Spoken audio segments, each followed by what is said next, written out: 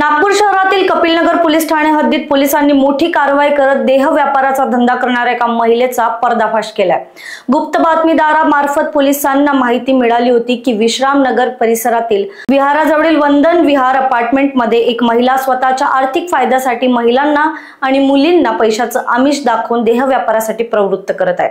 ही महिला ग्राहकांकडून मोठ्या प्रमाणात पैसे घेत त्या महिलांना पुरवत असल्याची माहिती पोलिसांना मिळाली होती। वरिष्ठांच्या मार्गदर्शनाखाली पोलिसांनी 2 महिला पंच आणि पंटरच्या मदतीने सापळा रचला। पंटरने आरोपीशी संपर्क साधून देह व्यापारासाठी मुलीची मागणी केली असता आरोपीने त्याला स्वतःच्या राहत्या घरी बोलावून मुलगी आणि जागा दोन्ही उपलब्ध करून दिली। पंटरच्या इशाऱ्यानंतर पोलिसांनी घटनास्थळी छापा टाकला। त्यावेळी आरोपीच्या घरातील बंद खोलीत पंटर आणि पीडिता मिळून आल्या। पीडितेला विश्वासात घेऊन विचारणा केल्यानंतर तिने आरोपीच्या सांगण्यावरून देह व्यापार करत असल्याची कबुली दिली। ही कारवाई नागपूर पोलीस आयुक्त डॉक्टर रवींद्र कुमार सिंगल यांच्या मार्गदर्शनाखाली करण्यात आली असून ही जागा 1 वर्षाकरिता सील बंद करण्यात आली आहे आणि आरोपी महिलेला अटक करण्यात आली आहे। या प्रकरणात पुढील तपास कपिलनगर पोलीस करत आहे। जय हिंद। पोलीस स्टेशन कपिलनगर येथील अपराध क्रमांक 501/2025 कलम 143(3) BNS आणि सहकलम आहे 3-4-5-7 अनैतिक व्यापार प्रतिबंध अधिनियम हा पोलीस स्टेशन कपिलनगर गुन्हा दाखल आहे।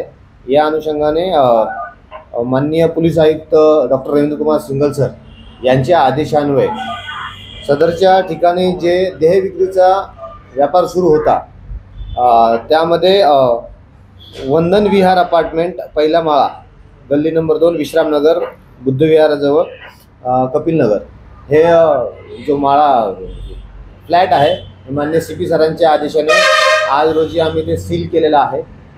यामध्ये मी नागरिकांना आवाहन करू इच्छितो की आपल्या निदर्शनास असे प्रकार दिसलेस किंवा आपल्या फ्लॅटच्या शेजारी किंवा आपल्या परिसरामध्ये असा कुठलाही प्रकार दिसून आल्यास तात्काळ जवळच्या पोलीस स्टेशनला संपर्क साधावा, जेणेकरून पोलीस लवकरात लवकर कारवाई करतील।